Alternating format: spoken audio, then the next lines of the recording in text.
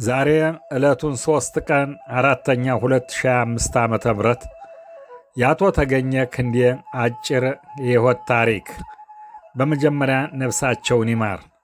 ከቤተሰቦች ተዘጋጅቶ በግጥም ደራሲው ካሳው ማሩ በተነቦ ከፎቶግራፋቸው ጋር በመቀናበር ለ7 ቀናቸው መታሰቢያ እንዲስል ቀርቧል። ቤተሰቦችም እንዲህ ይላሉ።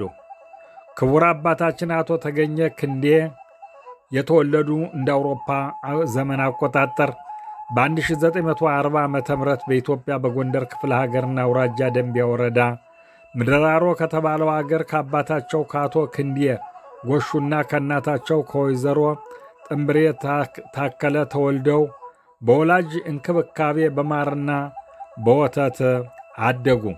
ክቡር አባታችን ሲያድጉ ለአባታቸው ተልከው እናታቸውን ማክብረው ከአባታቸው የግብርና ሙያ እየተማሩ አድገው ዕድሜያቸው ለሥራ ብቁ ሲሆኑ አባታቸውን በማገዝ እያረሱ እያመረቱ ዕድሜያቸው ለአቅመ አዳም ሲደርሱ በአገራቸው ወግና ባህል መሠረት በወላጅ ፍቃድ አቻ የትዳር ጓደኛ ፈልገው ልጃችሁን ለልጃችን ተባብለው በመተጫጨት በሁሉም በኩል የሰርግ ቀን ወስነው በብዙ ድግስ በለምለም ዳስ ከወይዘሮ ተረፉ ገረ ማርያም ጋራ ተድረው ለጎጆ ብቁ እስከሚሆኑ በወላጅ ስር ቆይተው ለጎጆ ብቁ ሲሆኑ በራስ መስተዳደር ቤትና ትዳራቸውን መስርተው በገጠሩ ለመኖር አስፈላጊውን ሁሉ አሟልተው ሲኖሩ 5 ወንዶችና 2 ሴቶች በአጠቃላይ 7 ልጆችን ወልደው አሳድገው ድረው ማጫ ሰጥተው ቤት አስይዘው የልጅ ልጆችን አይተዋል።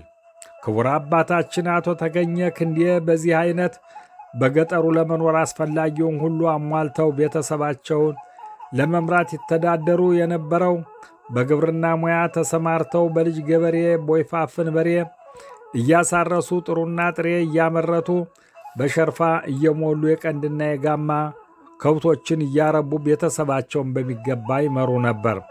ክቡር አባታችን አቶ ተገኘ ክንዴ በገጠሩ ኢትዮጵያ ቤታቸውን መስርተው አካባቢውን መስለው ከጎረቤት ጋር ተስማምተው በደስታውና በመከራው ተባብረው ልጆችን እያሳደጉ ትልቆችን እየዳሩ ብዙ ዓለምና ደስታ አሳልፈው እንዳሉ በጎንደር ከተማ በሚገኘው የስጋ ፋብሪካ ብዙ ዓመት ሰርተው በደርግ ጊዜ በመንግስቱ ኃይለ ማርያም 2 ጊዜ የምስጋና ደብዳቤ ተቀብለው በኋላ ውትድርና ተመልምለው ብዙ ዓመት አገልግለው በሰላም ተመልሰዋል። ከዚህ በኋላ የአምላክ ፍቃዱ ደርሶ የኢትዮጵያ ይሁዲዎች ከስደት ወደ ቅድስት ሀገራቸው ለመመለስ በተለያዩ ዘመንና አቅጣጫ ሲጓዙ እነሱም የነበራቸውን ሀብትና ንብረታቸው ሽጠውና ለውጠው በአዲስ አበባ በኩል ተጉዘው ተራቸውን ጠብቀው እንደ አውሮፓ ዘመን አቆጣጠር በ2013 ዓመተ ምህረት ያልሙትና ያስቡት ከነበረው ቅድስት ሀገራቸው በሰላም መጥተው ገቡ። ከዚህ እንደገቡ ኢጹር ሻሎም ቤት ገዝተው በመግባት አካባቢውን መስለው ልጆችን እያስተማሩ እየዳሩ ብዙ ዓለምና ደስታ አሳልፈዋል።